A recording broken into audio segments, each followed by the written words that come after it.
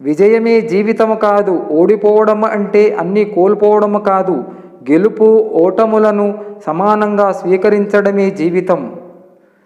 కుళ్ళిన కూరగాయలతో చక్కటి విందు భోజనము ఎలా వండలేమో అలాగే మనసు నిండా చెడు ఆలోచనలు పెట్టుకుని దేవుడిని ఎంత ప్రార్థించినా ఆయన అనుగ్రహం ఎప్పటికీ పొందలేవు.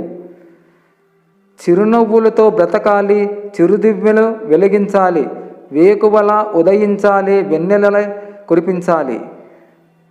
అన్యోన్నత దాంపత్యం అంటే గొడవలు పడకుండా ఉండటం కాదు, ఎన్ని గొడవలు పడినా విడిపోకుండా కలిసి ఉండటం.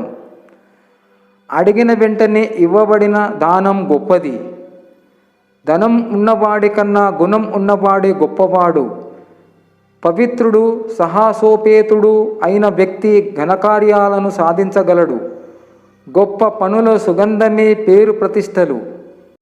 అదుపులేని ఆలోచనలు శత్రువు కన్నా ప్రమాదకరం. ఆనందానికి మార్గం మీ హృదయంలో ద్వేషం లేకుండా, మనసులో చీకాకు లేకుండా ఉండడమే. శ్రమకు ఫలితంగా పొందే గొప్ప పారితోషికం మనిషిలో వచ్చే మార్పే కానీ అతనికి వచ్చే ప్రతిఫలం కాదు.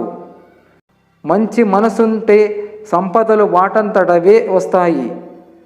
ప్రయత్నం ఎప్పటికీ వృధా కాదు. కొన్నిసార్లు చిన్న ప్రయత్నం నీకు ఉన్నత స్థానాన్ని కల్పిస్తుంది. ఏ పనిని రేపటికి వాయిదా వెయ్యకు, ఎందుకంటే రేపు మరో పని నీ ఇంటి ముందు ఎదురుచూస్తూ ఉంటుంది. ఉన్నత లక్ష్యాన్ని సాధించే క్రమంలో తాత్కాలిక ఆనందాన్ని త్యాగం చేయవలసిందే.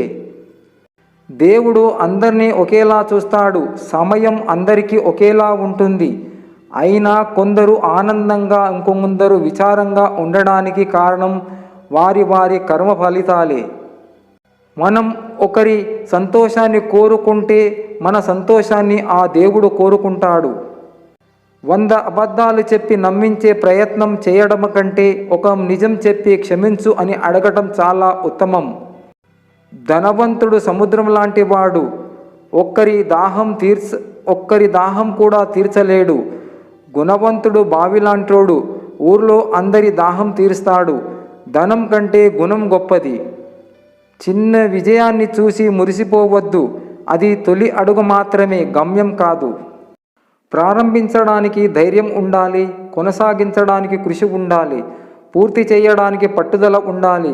కానీ ఈ 3 సందర్భాల్లో మొహం మీద చిరునవ్వు ఉండాలి.